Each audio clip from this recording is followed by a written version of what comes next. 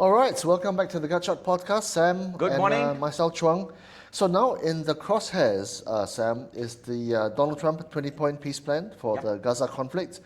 Quite a blockbuster one, I think quite far-reaching, very ambitious, of course. Let's start with what do you think about it? Well, it's I think the perspective we have is, I would expect for our audience, especially our American audience, should be extremely unique.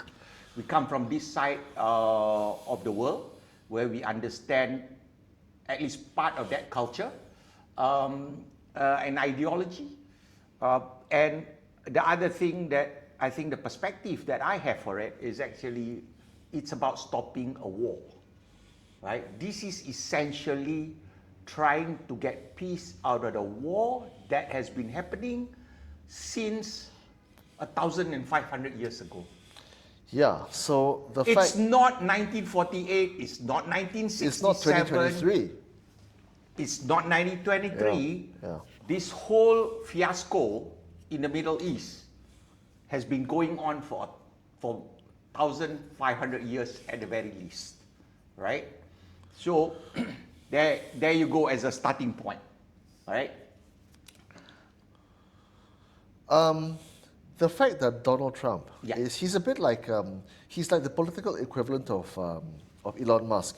In the sense, he's taking all these intractable, huge global problems and trying to solve them all simultaneously, right? Mm-hmm. He's trying to end war in the Middle East. He's trying to address the de-dollarization of the world. He's trying to address the fiscal deficit all at the same time and in the first 1 year. What is proposed for Gaza is actually quite momentous. I read through the 20-point peace plan. He wants to de-radicalize the place. He wants them to give up hostages, which they've held for a long, long time. And not only that, he wants to develop the whole place and to make it attractive for investors. And if I'm an investor, it would take a lot for me to consider even putting in $1 into that part of the world because, you know, as you say, it's a 1,500-year plan. It's a 1,500-year conflict, right? Yep. And so, of course, there are snags, there are issues, there are concerns, and right now, as it stands, the talks are going on right now. In Egypt. In Egypt, that's right. Yeah. And there's already concerns that both sides are, you know, falling short of expectations, not just in terms of the peace impasse that has to take place, but also the fact that they seem to be ignoring each other. Even Netanyahu has talked about if the US doesn't do it, if the other side doesn't do its part, it's going to go on and make sure it happens in very extreme terminology. I think it's best that we pull back a bit and look at the perspective of what we're looking at. Yeah. And then we talk about the 20-point peace plan and how both sides are taking it, right? I think the first instance is, I think it's unprecedented what has been proposed because the first thing, and actually this gambit of Trump, what is very interesting and unprecedented is that even before the announcement, he has already cornered the Arab countries to back the plan. So basically he's got the support of the region prior to actually even making the announcement. So that's the first thing different that he has done. As usual with Trump, it seems like everything is unusual. And actually, I think that was, from the standpoint of strategy, it's a very, I would say, it's bold, and it's strategically brilliant. That's number one, okay? As far as the presentation of the plan itself. As far as the plan itself, we can go through it one by one, but overall, I cannot see a better plan that has been put forward by anybody prior that provide a guarantee for the Palestinians' determination by its own authority, demilitarization of the place, and also for the security of Israel. Now, as I said before, here's the funny part, okay? I want to make this very clear that this is a 1,500-year-old conflict. It's a conflict that's got nothing to do with actually land. It's a war. It's a belief. It's belief. Yeah. It's ideology. It's a fact that you cannot live with each other. You know, it's very hard for people to actually really think about it, because in the West, this seems very alien. It's a very alien thought. Okay, even us in Asia, right? We had the Vietnam War, go for peace, everybody go their own way, Vietnam is doing well, right? But somehow, in the Middle East, I think apart from the evolution of even after World War I and World War II, they were still fighting each other in tribalistic fashion among each other. Same religion, okay. Albeit you say some Shia, Druze and whatnot are different, right? But the tribalism among themselves already, they can't figure it out among themselves. It took a lot of oil money to get the GCC country to actually be able to say, okay, I think it's time we stop killing each other and let's enjoy the good life, you know? So it's something within that culture and that tribal ideology and the religious belief that make it so, as far as I'm concerned. Don't forget, if you ask me, this is probably the last crusade. I mean, this is going to be controversial, but this is possibly the last crusade which was fought and lost by the Ottoman Empire during World War I. The Ottomans were basically defeated in World War I. And the British and the Western allies basically took control of the region. Dude, let's be realistic, right? That Ottoman Empire that goes further back to even the prior Muslim empires that came in and conquered from right up to Spain, right up to North Africa, India. It's a huge empire and a huge colonial entity. So what's the Ottoman Empire got to do with the fact that you've got these two Well, warring... you don't forget, right? Prior to that, what I'm trying to say is that even before the Ottoman Empire, that's why I said it's a 1,500-year-old conflict, right? And it started with the colonialism of an empire that is, I think, the second biggest empire after the Roman Empire, which is the Muslim Empire, right? There were no Muslims in Jerusalem or Constantinople, which is today Ankara. Constantinople? Yeah. You mean Istanbul? Istanbul, sorry. Which is Istanbul, right? My apologies. Ankara is the capital on the other side. I know. Yeah. So, I mean, when you look at that, right, and then Jerusalem was taken, right? And it took a number of decades, maybe about 200, before the Western powers actually launched their crusade to take back Jerusalem, right? So this whole ideology fight of what Jerusalem is all about goes way further than our time. But what we are looking at today actually then is that, are we going to see an end to this? Right? And the only way you can see an end to this is in all wars of modern era. Modern era, but even before modern era, we tend to forget because there are nobody literally wrote anything. The Mongols went in and actually decimated Baghdad completely. There were rivers of blood, right? We in the modern era, we don't want to see any more wars. We want to see wars stopped. Okay? It depends on who you ask, right? That's the thing. That's the problem. And this is where actually I take the position that that World War I and World War II, especially World War II as the most recent example, when you lose a war, you have to surrender unconditionally.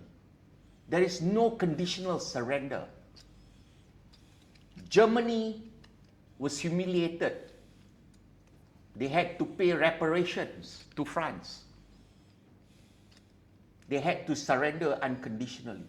Japan had to surrender unconditionally.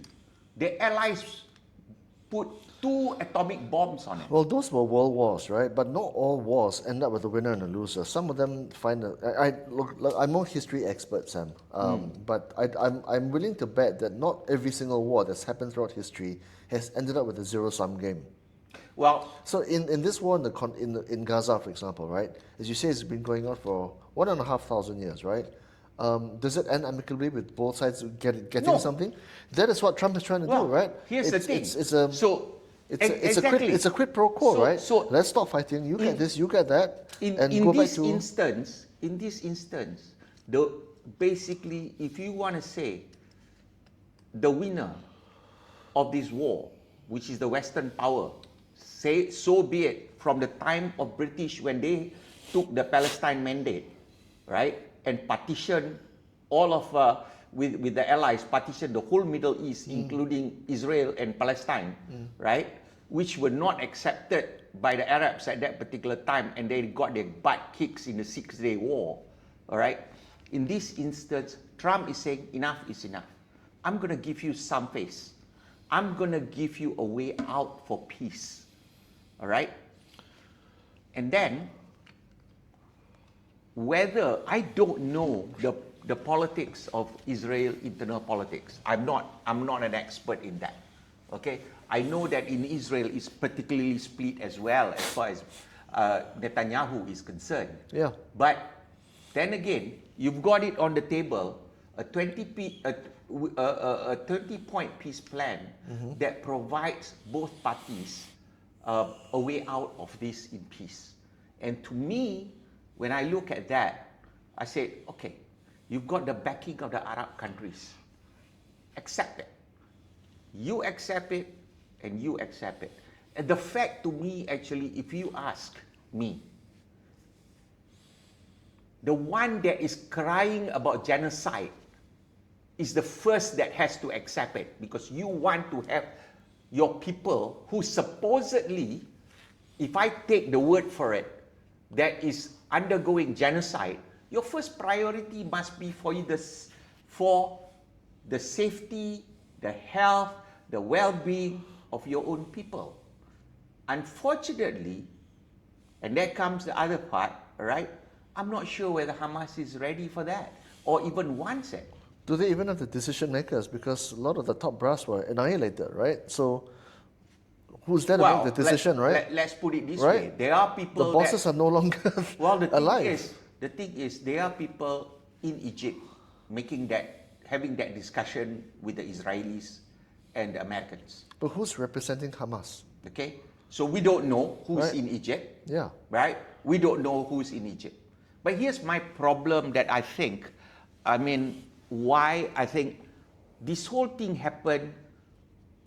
That's why I don't want to litigate this particular conflict from the point of view of, there are a lot of people talking about it since 1948, since the partition. I said, no.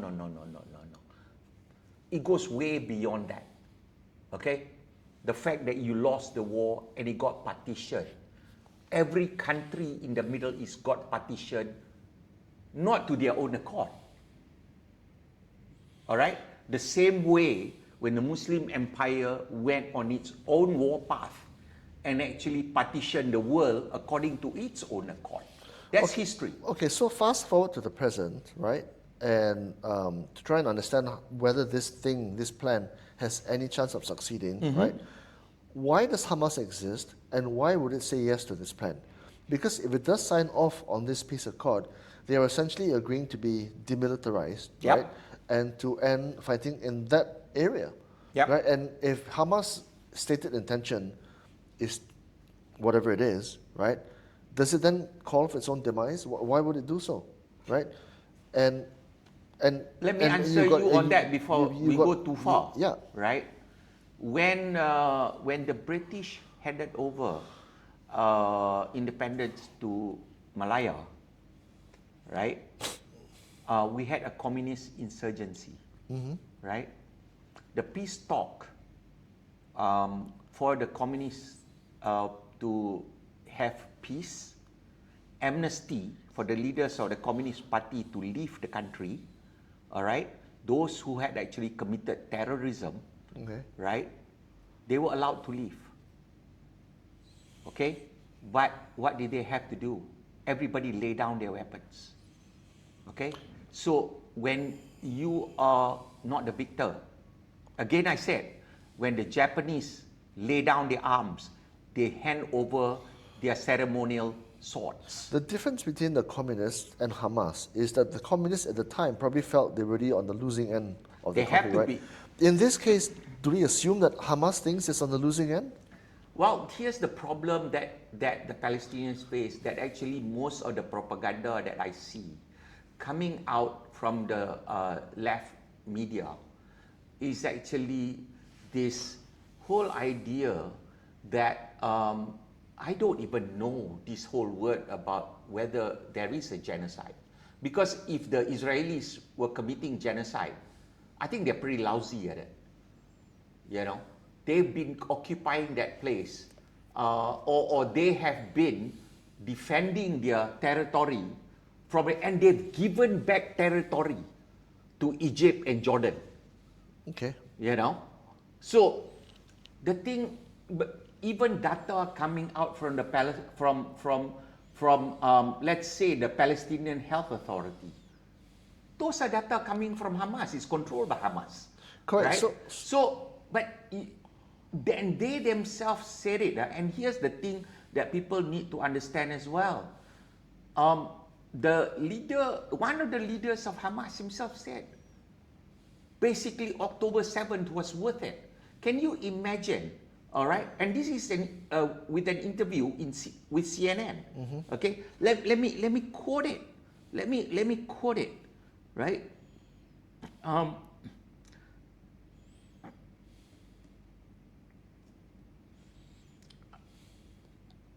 That you know what was said. Let me see. Let me find it.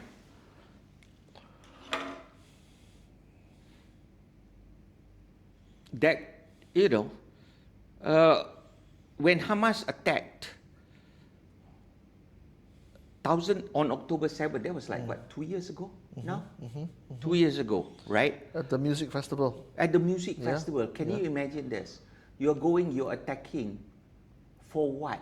If you're going to attack, if you truly are looking at a military strike, why do you attack why do you go and attack a music festival, kill more than 1,200 people, took back 250 hostages, knowing fully well you only take those hostages as if you're going to rob a bank, and then you need your escape route, and you need some of the customers there to cover your ass. So, Sam, you are right in saying that Donald Trump is being extremely ambitious in trying to end an almost intractable war going back 1,500 years, when his predecessors, including Barack Obama and Joe Biden, failed to do so. In fact, had no intention of doing so, right? So what's the upside? I mean, why does Trump do this? Why does he take on this challenge, right? I mean, the olive branch that he's putting forth for both sides to agree to this deal, not only do they get the hostages returned, right? But Hamas loses its reasons for existing. I think there's probably out of the 40 plus people that are still unaccounted for. Correct. The best you can hope for is probably 20 of them are alive. Yes, correct. So why would Hamas agree to this? Because if you are on a crusade in some sense, right? A spiritual jihad. Well, how would you define a jihad, right? It's a belief. It's a I don't know how do you describe it? Just like when we say, you know, one of the biggest it's a spiritual calling, right? Well, to do so, right? And then why would you agree to this? The problem with most of these so-called spiritual calling is not totally spiritual. It's basically political leadership that actually will lose its power once it loses control over the population that it supposedly is is leading. You must remember. Correct. So the people that are lead or participating in the jihad on behalf of your principles, they're actually in some sense naive and vulnerable and weak of mind, let's just say, for example, right? For want of a better word, controversial word, right? Yeah. So which makes me think, because there are probably militants or believers or sympathists of Hamas all over the region. Why would they agree to this? I mean, think about this, right? Both the Israelis and Hamas, they don't trust each other. They won't even touch each other with a 10-yard pole, right? Just even before this, I read somewhere that Israel last month attempted to assassinate Hamas's negotiating team with an airstrike on Doha. And these are the people he's supposed to be I think striking that a probably deal with. irked Trump quite a bit. Right, and of course Trump was pissed. He said, hey, come on guys, I'm trying to broker this deal. Yeah. And both of you are still faffing around. Yeah. Right? So it makes me think. That is why, I mean, to me, at the end of the day, what Trump is doing is basically said, enough of this. So first of all, what gives Trump the locus standi to stand to participate as a broker in all this? What gives him actually the right? without the support of America, Israel is crippled, right? Israel is crippled. Okay. Yeah, that's one, right? Number two, I think if you think about it also, so that's his cudgel on Israel, right? On the other hand, if truly Israel wanted to wipe out Gaza, they could have done it in a week. In 1 week, I can tell you. Based on? Yeah, based on their power. They kicked, how many countries went to war with them in 67? And they kicked everybody's butt in 6 days. Yeah, but what happens is a consequence, right? The consequence is Sinai went to them. What do you call? What's the other part of Jordan also went to them. You know, and and it took the brokerage of Sadat and Qatar, I believe, at that time, to hand over those land for peace. And then Begum and Sadat got assassinated. Okay, so there's a 20-point peace plan, right, Sam? Right.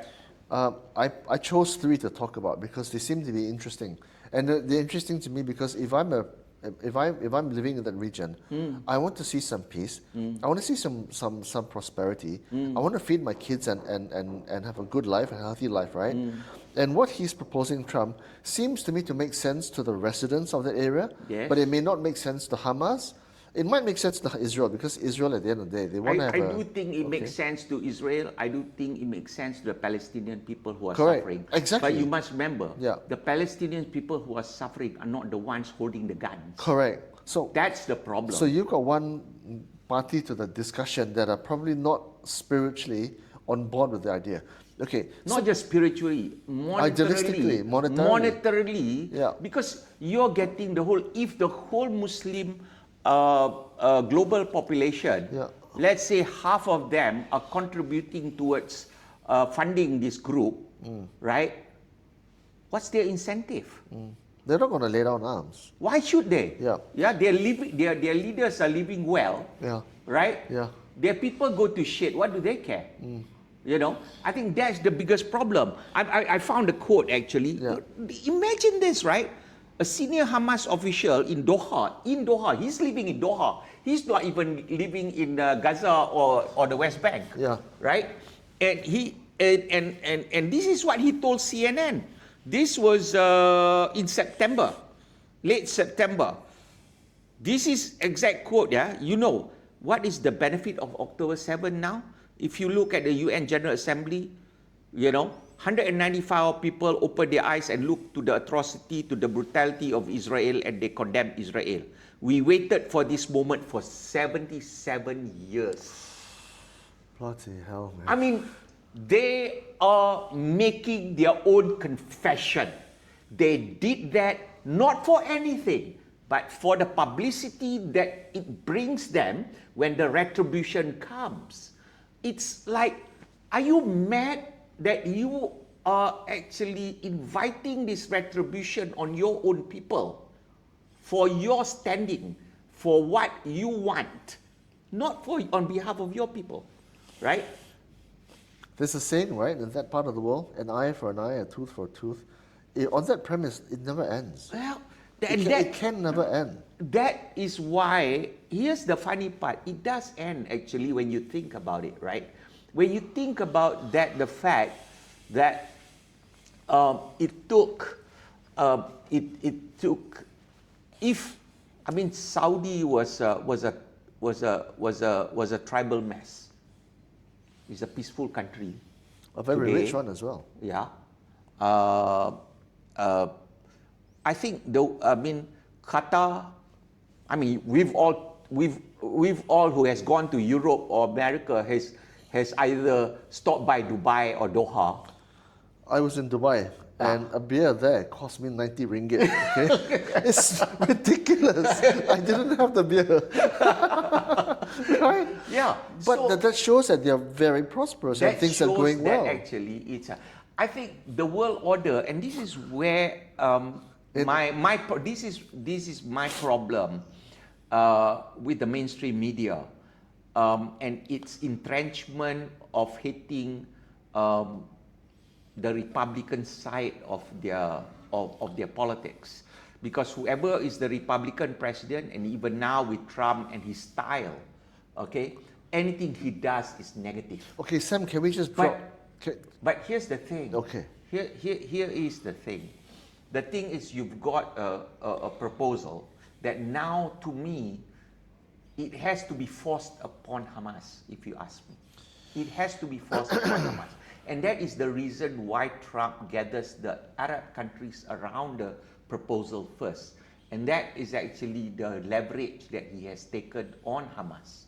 Because one of the funding place and the safe place for Hamas is in Qatar. Okay? So, hence, even the discussion today, it's not even in Qatar, it's in Egypt. Right? Course, yeah. So they chose a relatively neutral place as well. Yes. Right? So that is what this whole effort is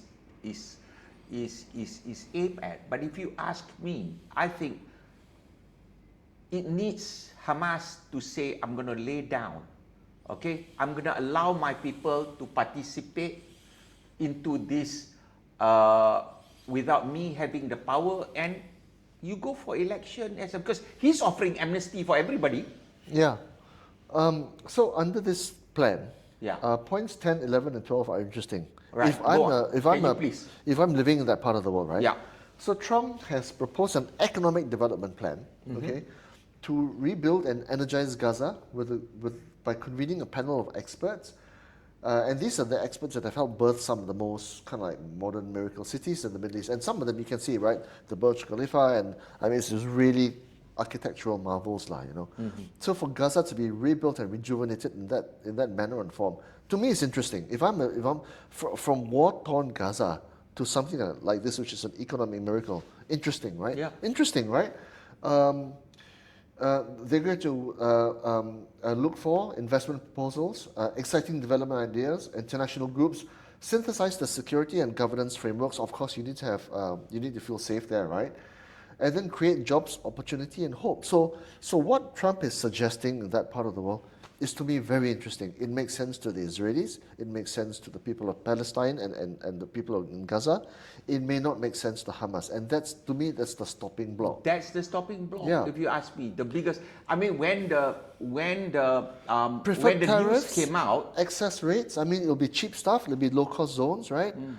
Duty-free areas, fantastic. You can shop, you can have fun, you can go for restaurants, you'll have peace and prosperity, you'll have people to feed your kids, you'll have tourism, it'll be beautiful. Yeah. Who doesn't want that? This is where I want to stop the clock, so to speak, for people who are listening, right? I want to stop the clock because this is a new era. When Trump comes to power, he is looking at it from a businessman standpoint. Of course. That's why he's draining the swamp from all the deep state people, the CIA. He's putting his own brand of people out there because the old establishment were all about regime change. They were about spreading democracy. He never talks about all those things. He's talking, let's do business, right? So, I mean, I don't even want to think, I don't even want to get dragged into the discussion. Oh, look at 20 years ago or 15 years ago, 10 years ago, what happened prior to Trump, right? Because this is a new world order. And what he's saying is that this is how things are going to be different with America, which is basically, let's establish a place that people can come and make money and do business, right? Now the question becomes actually more than anything. Actually, it did not surprise me at all when Hamas came back and said, okay, we agree, except for, the word except for, actually it really irks me. Because when you lose a war, because as they already said, October 7 was actually a bait. It's a bait to kill their own people so that they can portray that the Israelis, or to be frank, the Jews, the way they look at it, as bad people. This is the whole mindset, the problem that they have over there. So, if this thing can only work by a force of an act of violence, shall we say, right? Act of force. Who exerts it? Does America exert it, or does Israel exert it? If you ask me, for me, I mean, if you put to me, the US will impose its will via Israel as a proxy participant, right? We have heard the latest already. We have heard the latest already. Even when Hamas came back with some condition, Trump was already telling Netanyahu, that's a good start. Okay? Because, again, his whole idea, the same way he was approaching Ukraine, the Ukrainian war, he was willing to give away territory with respect to Ukraine as long as you stop the war. He just doesn't want war. Yeah. Right? Yeah. So, in this case, actually, if you ask me from a principle standpoint, nobody should come in already with any conditions. However, Trump is willing to even accept certain conditions and negotiate on those conditions, which is, to me, already magnanimous. And for all those who are going about and say, oh, Hamas, must insist on this, on this, on this, dude, that's a terrorist organization, right? You don't go and attack a music festival and kill 1,200 people and think that you are freedom fighters. No. I think that, and I don't know any Hamas militants, by the way, Sam, but if I'm one of them, right, and my belief is that you don't belong on my land, right, you're trespassers on my land, and you've been trespassing for thousands of years, right? Mm-hmm. What gives this American person the right to come in and tell me, I'm going to rebuild this area, and everybody can live happily ever after that? Well, it just doesn't happen. No, right? There's only it just two doesn't choice. happen. There's only two choice. You ask me, and this is my point of view from pure geopolitics. Okay, pure geopolitics. Nothing. I'm looking at it as cold and as surgical as I can. Right? In any war, you lose. Okay, either you accept surrender unconditionally, or I wipe you out. That is war. Okay? Trump has put forward a plan that basically tells you, no, I'm not going to do that. All right? Please accept this. Okay? Now, to me, if you still cannot accept such a good offer in terms of people willing to rebuild, money is going to come in from, I guarantee you, from the it's Middle coming East. From the Middle East. Of course. Yeah. Yeah, right? the quid pro quo there. Otherwise, why would they be on board? Of course, right? They've got money to burn. There's going to be golf courses with Trump's name on it. I mean, okay, but that's beside the Who point. cares? Yeah, doesn't matter, right? Yeah, this is the thing that I don't give a shit. You know what, right? in the early 80s, right, I was in school in Penang, right? Right. And my classmate's younger brother, a kid called Faiz, he was like 12 years old, 13 years old, natural talent. He was like the Tiger Woods of that era, right? Very good golfer. He went to the Middle East. He went to Dubai to play golf, right? To represent Malaysia in the youth games. He said, in the early 80s, right? In the middle of the bloody desert, there's this whopping great 36-hole golf course, completely verdant, green everywhere, water. I mean, it was like an engineering feat, Dude, and he was blown away. I played at Abu Dhabi National. It was not a desert at all. Yeah. It was all green. Yeah. I played at the Arabian Ranches in Dubai, where actually I think that was more interesting for me because it was a desert course. Right. Yeah. So you got your fairway, which is green, and then you've got, when you're off your fairway, it's basically a desert. Yeah. Right. Right. And that so can be duplicated. Between war-torn, everybody's seen video what of else? war-torn, right? Yeah. There is no contest. This or this. Of course, this, man. You know what I mean? Yeah. For but sure. the problem that we face actually, I think the bigger issue at the end of the day is this animosity. To be honest, this animosity towards Jews. It's ideological clash, That right? is Even if that to me, need to be eradicated in that region. to me, if your stomach is full and your kids are looked after and you have health and happiness in your family, there is no reason to fight. The only reason you would fight is because at a higher spiritual, cerebral level, you think that your land is being trod on by intruders. Let me put it Right? this way. If you have political leaders, Who tell you that's the what right thing. who actually take advantage of your being Insecurities. downtrodden, Yeah. or your lack of things, okay, and actually by doing that, they are the one that are getting rich of it. It incentivizes them to keep on having that power, right? So I see that in some countries in the world. oh God, no, it happens all the time. Yes. Yeah, right? So in this case, the enhancement of it is the ideology, right? The enhancement of it is this radical version, of the religion that makes you hate the other party. Yeah. Stop that. It's enough. Yeah. Not so easy, right? Right? Not so easy. Well, that's the thing. And that's where I think sometimes your empathy, here's the problem, right? Your empathy is actually funding the political leaders that are actually continuing the atrocities. They are, when you have a Hamas political leaders simply saying that was worth it, October 7th was worth it, how much more do you want? How much more proof do you want? Okay, so what are the economic and geopolitical repercussions of how Gaza is decided for us in this part of the world? I mean, one thing I can think of is maybe oil prices, right? Actually, what are oil prices right now? $70, $65? 60 plus. 60 plus, not great, right? Great. Okay, great if you're... Great? No. Great if you're a consumer, not great if you're a producer. Well, right? Let's put it this way. I think at the end of the day, I mean, I've been in oil and gas practically all my life, right? You can't. You need energy price to be low, right? Whether we like it or not. For activity to occur. For the rest of the economy to be vibrant. be vibrant, right?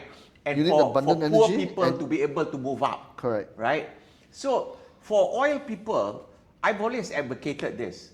Actually, you need to cut your costs. Yeah, you need to be more efficient. You have to be more efficient. I The think problem with oil companies is actually we are not efficient. And not just that, we overpay ourselves. I'm being honest. It's true. I'm being honest. I think Aramco's cost of production is about 31, if I remember correctly from my years ago. I think US shale is somewhere around 25, 27 or something. I mean, right? US shale is somewhere around there? Right? Yeah, I mean... So they're still making money at 65. So I think... So they'll stop. Yeah. Yeah. If they can't make money on that, they'll stop. So the cycle will go up and down. I've been advocating for the last 3 years that the benchmark should be, if you must be able to operate at about $50 per barrel. Your cost of production? Yeah. No, I'm saying that you oil must be prices able to make money at $50. At $50 a barrel. I agree. Well, at $50, everybody benefits. Yep. Consumers, business people. So you have to be very efficient at what you do. You know, you must adapt. So going because back, if the Middle East conflicts, plural, are addressed, what does that do for oil prices? It brings it down, right? see that. I mean, you ask yourself this question as well. Look at Iran. Look at Iran. Why are the Ayatollahs still in power? Fourth biggest reserves in the world, right? Why? Iran? Yeah. Why are the Ayatollahs still in power? Because they are still being funded by sales of their oil, you know, to China. China is buying most of the oil, right? And you think about it, right? You think about it. You think about it. The people of Iran has revolted, I think, 2 or 3 times. And they can't do anything. Why? Because they don't hold the guns. Yeah. They don't hold the guns. And the thing, whether you like Trump or you don't like Trump, he's not about to carry out regime change. That's not his philosophy. You know? So I did ask that question. I said, you know, you will always have Iranian regime fueling unrest as long as they are in power, unfortunately. And Iran funds Hamas, right? There you go. You know? So does it continue this way? It feels as if it might beyond. But and that is to some extent, it made me. It's very understandable for Israel to defend itself and say, "I'm going to wipe out Hamas." Why is that not logical? And the problem is, then how does Hamas operate as a guerrilla group? Really, you operate within the confines of your own people. You build tunnel and you build, you have your armaments under hospitals. Yeah. You know, and then when that gets bombed out, you cry genocide. So that is the conundrum that we have with respect to what is happening over there. They know, the leadership of Hamas know that their action, when it's prolonged, because they're not going to get truly wiped out. Because why? If truly they're going to get wiped out, it's 1,000 hits, Nate. It's going to be a genocidal thing. Yeah. Because it's not truly a genocidal thing. Yeah. If it's a genocidal thing, they would all be dead. So, if Hamas does get eradicated significantly, what does Iran do? It funds another militant group. I think right? That's what Iran would do. I think Iran. Let's take that as a separate issue, because I think at the end of the day, Iran has its own problem. All it's doing is actually funding groups outside because it needs to distract and its own portion of population that is propping it up. Probably even 30%, maybe even less, that is propping it up.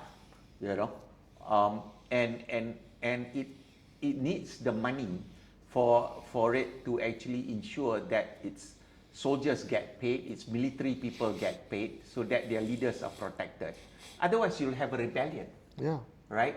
So I think you got to solve, like everything else in the world. You got to solve one thing at a time. I mean, you got two major conflicts right now, which is basically Ukraine, and the other one is Palestine-Israel, right? So if these two, even if either one gets sorted out, you know, it's a win for sure. It's a huge win already. Do you think it gets? It's a Nobel Prize achievement. Or no. Take what you want to say about it, right? You know, nobody has ever done that. In fact, everybody played down the Abrahamic Accords. It was a big deal. It was a big deal. It's a big deal. But the media played it down. Yeah. Yeah.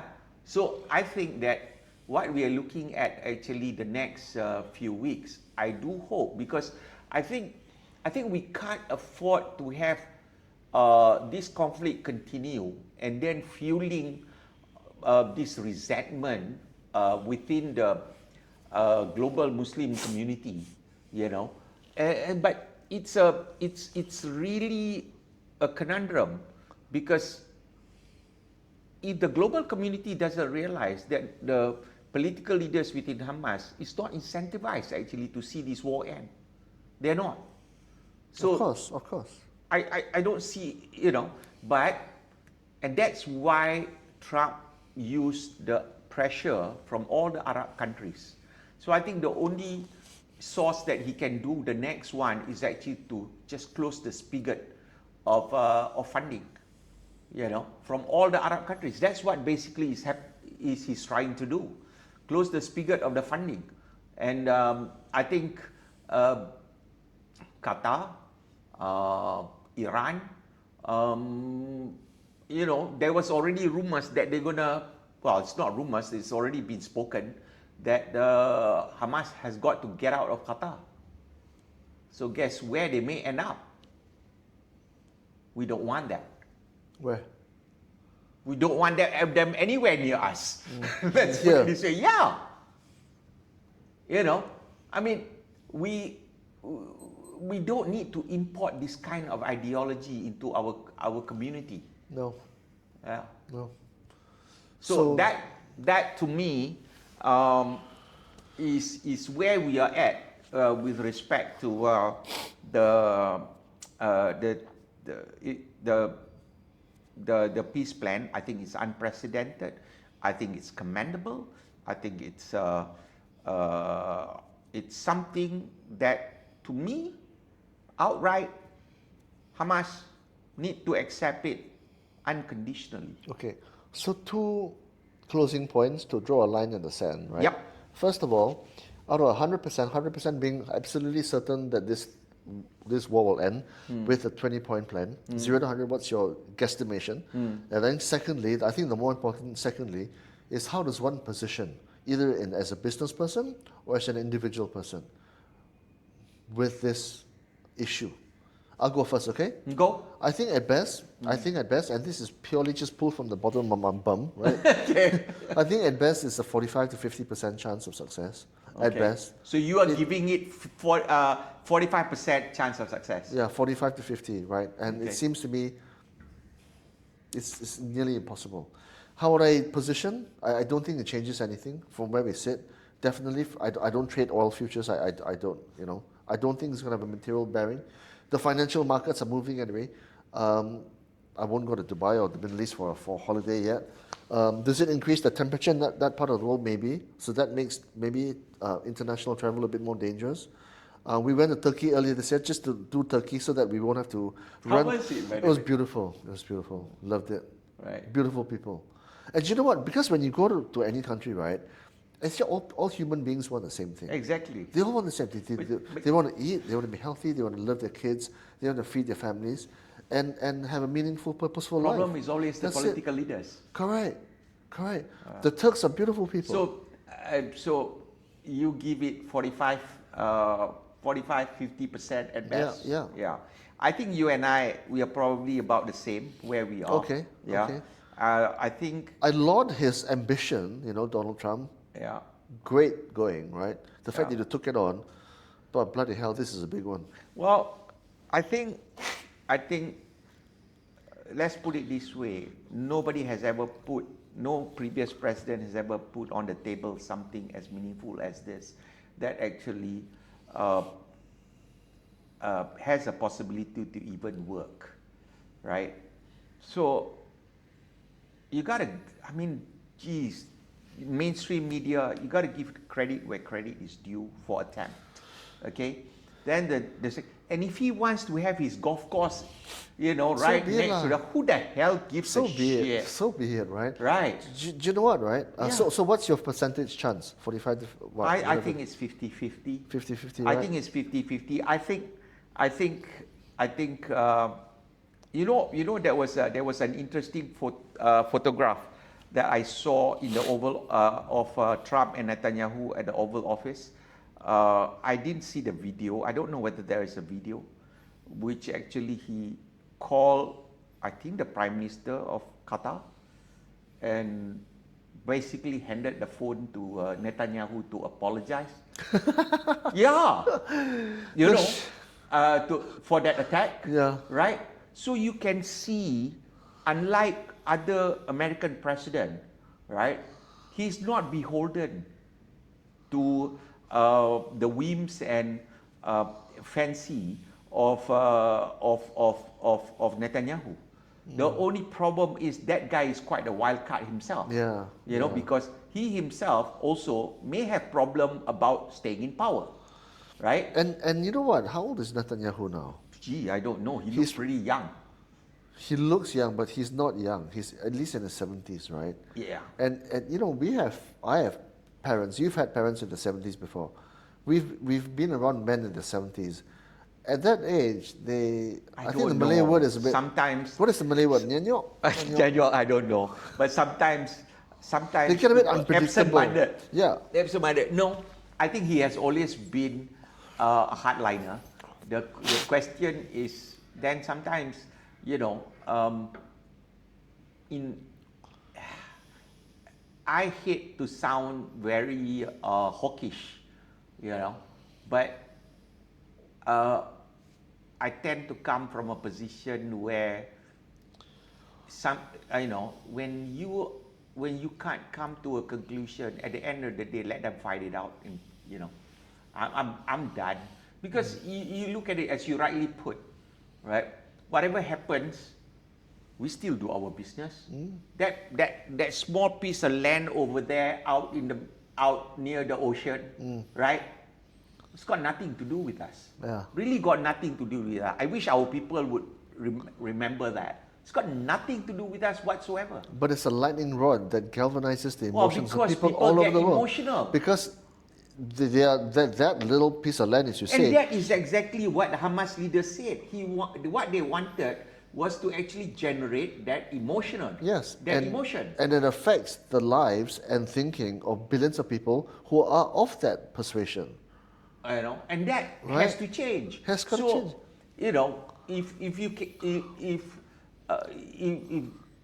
to me, sometimes it's a question of, you know, if you cannot, you let the dog loose. That's all I say. Yeah. I think at a more deep level also, I think if people put more intellectual application to what's happening there, they might not be so passionate about the whole thing, right? Oh, unfortunately, human beings are not. Right? Are not. Human beings are led by emotion first. Yeah, but they don't think it through deeply enough. You know, yesterday I was playing tennis. I played tennis quite a lot, right? And yesterday I was playing tennis with the coach, right? He's in his late 60s, early 70s. And they were talking about Donald Trump, and of course they were lambasting Trump. He's a madman. He's so unpresidential, and he's psycho, and he's gonna, you know, the world is gonna end, right? So then I asked him, I said, Coach, why do you give me 3 reasons why you don't like Donald Trump? He said, well, the first reason is because the way he talks is so unpresidential. It is so off the cuff, and it's like a gangster.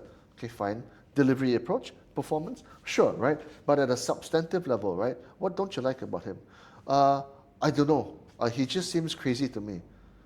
So if he seems crazy to you, is he really a crazy person? Have you analyzed it through? And he says, no, I just can't remember. There's so many reasons I can't remember now. It's like... That has always been the case. Obviously. So, you know, there are many people around the world who are like that. Oh, I don't like Donald Trump. But why don't you like Donald Trump? I don't know. Have you studied his policies? No, you know, it's like people say, oh, I want to save the world, I'm going to buy an EV. Mate, you want to save the world and buy an EV? Are you fucking mad? Right? They don't think it through because they're intellectually lazy, right? Then they say, oh, Bitcoin's a scam. I know you don't like Bitcoin. And then, oh, Bitcoin's a scam. But do you know what it is? No. Have you done any research? No. How much have you read about it? Nothing. So why is it a scam? I don't know. I just think because you can't see it, it's nothing. Do you know what I mean, right? I'm not saying anything about you, but no. Generally speaking, that's right? why I don't want to comment on it because I don't it doesn't read matter, enough right? on it doesn't. That's the difference. You just change the terminology between Donald Trump and ESG. No. To me, that's the difference between people like ourselves. We make a comment, or you will not make a comment if you don't know anything about it. Neither would I. But when I know something about it or I've researched on it, then I'll make my commentary on it on specifics. Okay, here's the troublesome part as well, Sam. Right. How do we know what we're reading is the real thing? And where is the truth? See, that's the other thing. Well, so that's why when you know, I used to really idolize the media Financial Times and the Wall Street Journal and the International Herald Tribune. No, I think they're just rags. Well, and so I've got to triangulate pieces of data from all around the place. This is what we are doing. Actually, why we are having this conversation is because we're taking all this different information and triangulating the data and coming to our own conclusion. And I say very clearly why I think nobody talk about this from the point of view of a 1,500-year war or ideological conflict, right? Because people are just stopping at 1948. Hey, dude, this has been going on much longer than that, lah. Yeah. Right? And the whole ideology about it, why did the Hamas leaders say like that? Because they want to generate hatred for Israel, and Israel is where the Jewish state is, right? I mean, you go to Penang, up north. You go to Penang. Do you know that we have a Jewish cemetery in Penang? Of course. Where's a synagogue there? Yes. Tell me, where is the synagogue? I don't know. It's not there anymore. Yeah. Right? I had Jewish kids in my class in Wellesley. Yeah. Two of them. So where? His name was Ephraim.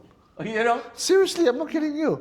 I mean, so I think we have to look, Muslims have to look themselves in the mirror, okay, and ask themselves, look, I always say, if you want to be better, you have to look at yourself in the mirror and say why you are like this, right? Why they were, you know, I mean, they were fighting each other non-stop, and then they lost the war. They lost the war, and they say the colonialists partitioned them into areas that they had no say about it. Dude, everywhere in the whole globe is like that. All right? It is a version of who colonized that particular area and partition it the way the winners do it. You know, Sam, I would actually go further. It's not just the Muslims or the Christians or the Jews, right? The truth is, humans have only been around for, at best, maybe 15 million years? No, less than that. Sorry, Sorry. 20,000 years? You go human civilization. So human civilization has only been around maybe 15, 20,000 years, right? Yeah, at most.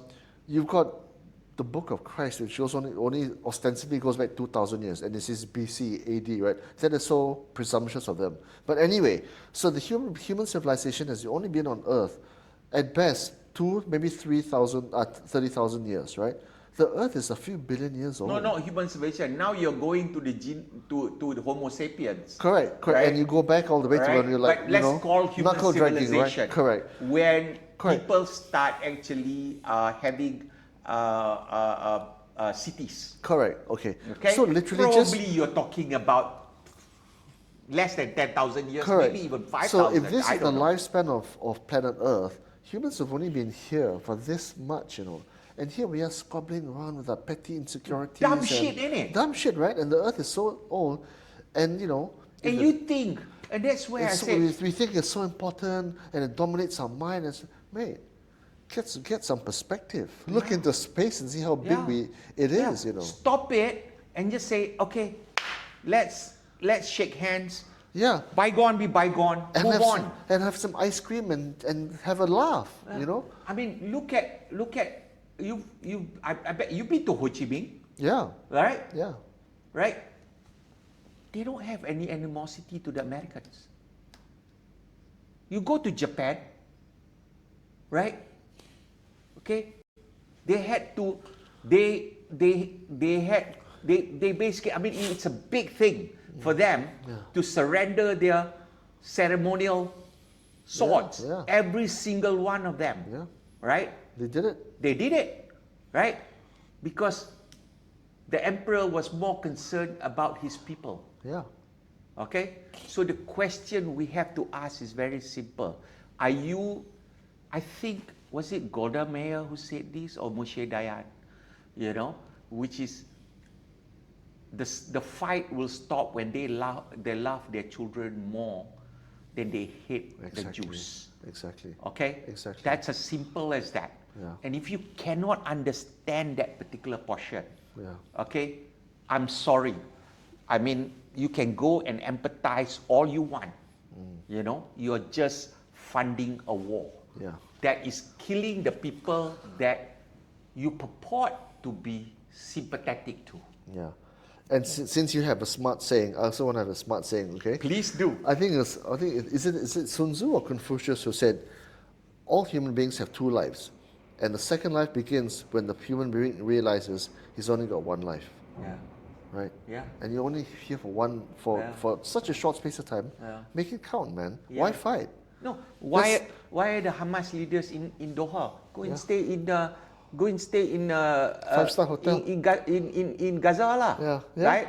You know, fight with your people lah if you are so inclined. Yeah. You know, but they are living nicely in Gaza, in Switzerland, and whatnot. Yeah. You know. Yeah. So I mean, just be realistic about that. I think we probably covered quite a bit of what our feelings are with respect to that. On that note, I think Friday there's quite plenty that we really have to talk about. Yeah.